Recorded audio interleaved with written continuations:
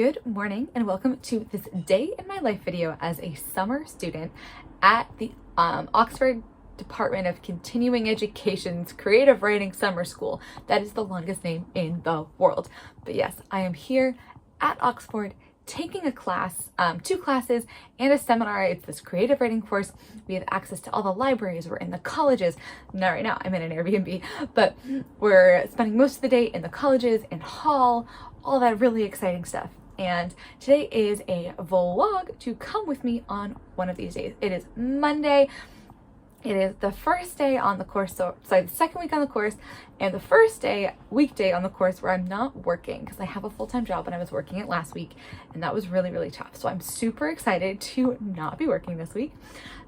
There's tons of writing going on, and it's going to be a great day. So we're going to get dressed, and then we're going to hop on our scooter for our commute to the city, to Oxford, Exeter College, actually. So see you there. There was a lot of wind, but I am just showing off my cute little outfit here. Rip those jeans. They literally just ripped and fell apart yesterday. These Voy scooters are awesome. They made for such a fun commute. I just jumped on, drove down the road, and got to the high street within about 5 minutes, and then it was another 5-6 minute walk to get to Exeter College. It's such a beautiful walk, so many churches, so many colleges. Exeter is full of colleges behind all these walls with all of their beautiful quads, and we are almost at the Bodleian now. All right, so let me go through what's on the agenda for today. Right now we are by the Radcliffe Camera, the circular library, and Bear Nose Lane is right there, which is where I'm gonna go. Today at 9 a.m. in like 20 minutes, I have what we call our plenary. So it's a lecture every morning. They've been on different things. I can't remember what today's is, but I will let you know. After that, I have my children's NYA workshop seminar thing, which is 2 hours from 11 to 1. Then we have lunch. Then I have a bunch of things to work on. So for each of my classes, we have an assignment that's due on Saturday or Sunday of this week. We have one more week after, but they have to have time to mark, of course.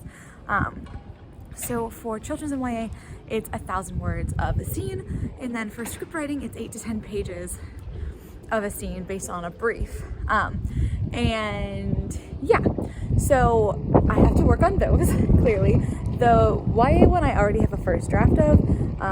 Other little wrinkle here, my laptop broke. So my laptop is currently being fixed. I have my work laptop that I can like still do things on. So those are 2 things that we're working on. The children's NYA is really fun. It's set at like the World Juniors for skating.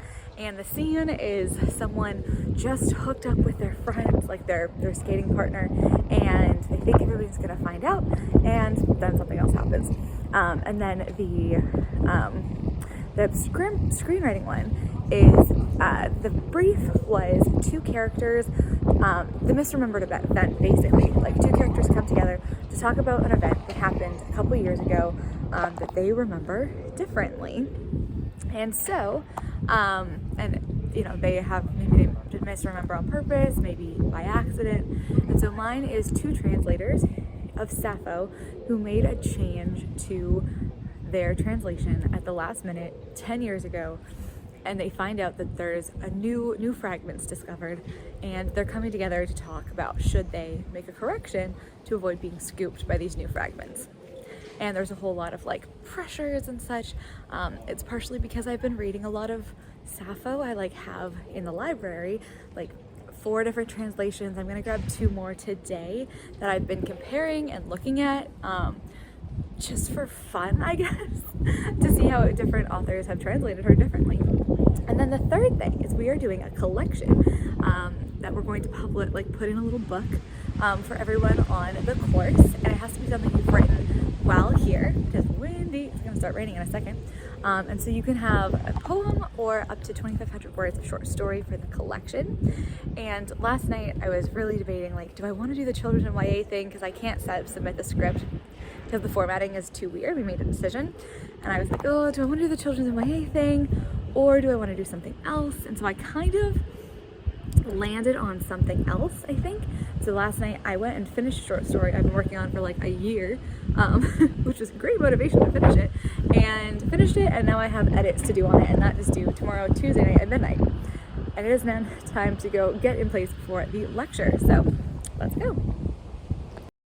Plenaries might have been my favorite part of the actual academic program, especially when we got authors and writers in talking about their process and their books. The walk in every morning was just filled with so much anticipation and excitement for what they were going to talk about. They were all so engaging. There was literally only like one that I mind drifted at all during, and it was just because they were jumping around in their reading of their book. But we had such amazing people come talk to us: agents, editors, comic books, writers, authors, some of the teachers on the course.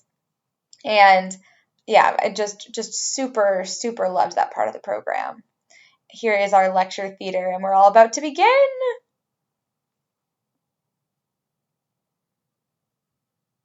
So our lecture today was a poetry reading. It's very interesting because the poet had very much engaged with the Psalms and like the original Hebrew and was telling us all about that process, which was super cool. He was like, yeah, I realized I'm going to learn Hebrew in order to engage with this, and was talking about like engaging with ancient texts from a creative perspective versus a purely scholarly perspective.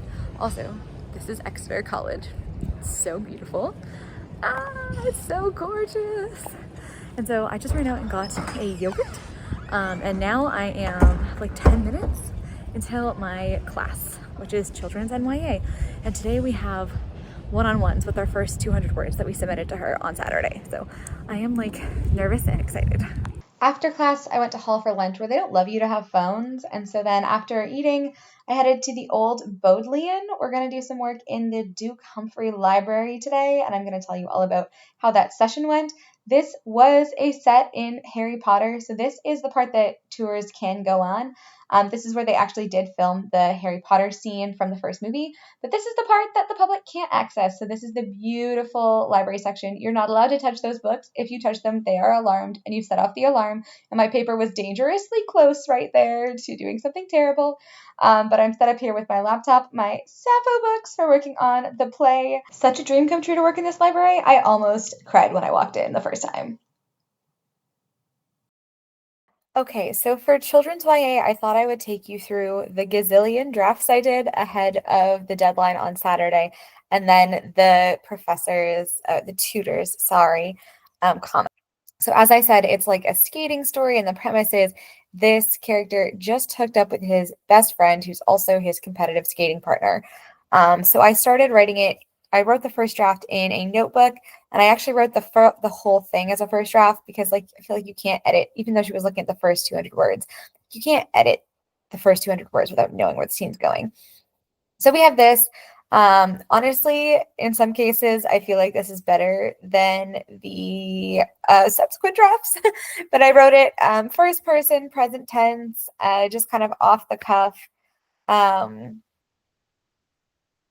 He's holding the binder, passing it from one hand to the other like a stress ball. When Scott calls us into the stands, I know we're in for it. We shuffle across, skates squeaking on rubber, skates complaining as we fold them down. That's better than some of the other stuff. Damn. Okay. And then we go through, and I did that version, and then I tried it in third person. This is not edited because I was working on kind of like what a first line could look like. Lice, the character's name is Lysander. He's hoping someone will suss out the secret. Liz is the last one left on the stairs. He shouldn't be excited. Everyone's taking their seat in the stands, including Nat front and center, different ranks, same spot. And this felt less flowy, I didn't love it. I wanted to be very, very close to Lysander. So I had that and then decided to stick with that first person. Then I wrote about a million different versions of this. Here's where I changed the first line, and then we have the first 200 words, just various. This reminds me of when I write query letters. I just like rewrite bits of it over and over.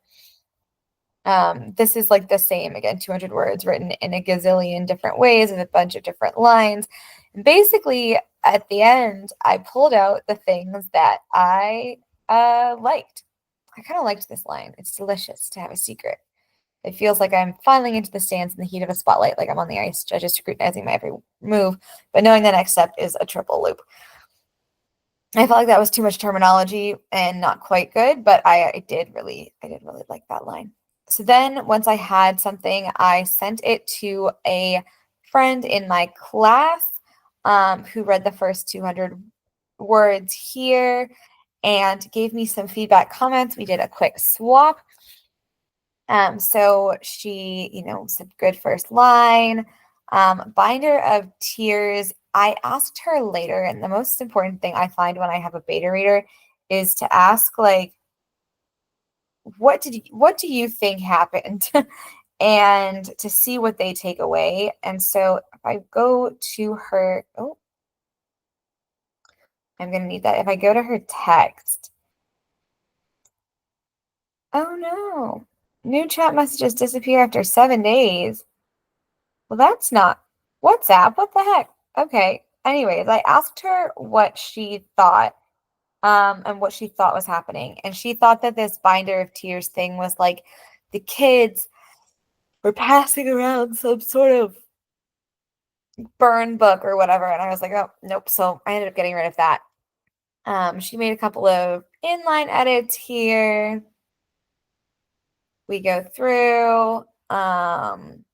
She didn't like the not a pleasant one, but what I'm trying to do, right, and it's very interesting editing something when you are only looking at the first 1,000 words ultimately, is the idea that what is important to get through. And here I'm trying to get through that, like, he is not feeling totally pleasant, right? Like a tug in your stomach could be good, it could be butterflies, or it could be, not.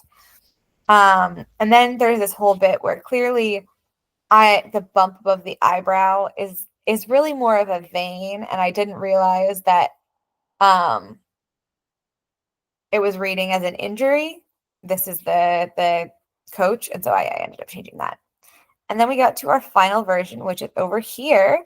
And so we had a very brief meeting, me and the tutor, who's actually the author, Julie Hearn, and I've read one of her books before, Hazel. She's a great author.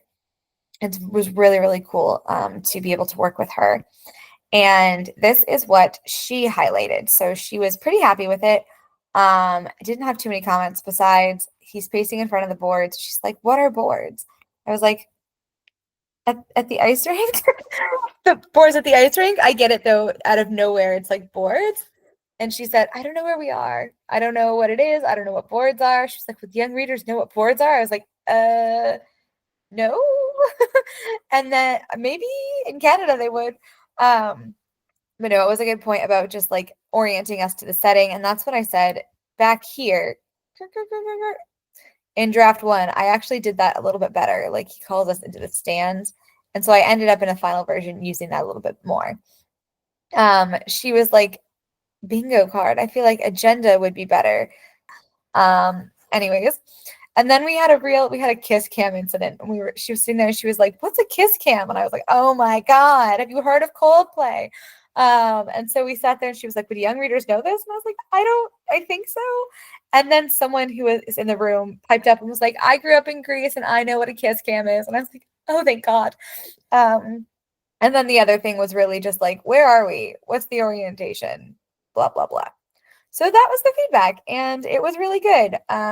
She didn't have a ton to say besides the like, where the hell are we? So, and what's a kiss cam? The way they tell you libraries are closing at Oxford is so perfect, but also a little funny. Usually it's a bell, but at Duke Humphreys, which closes at 5, it is.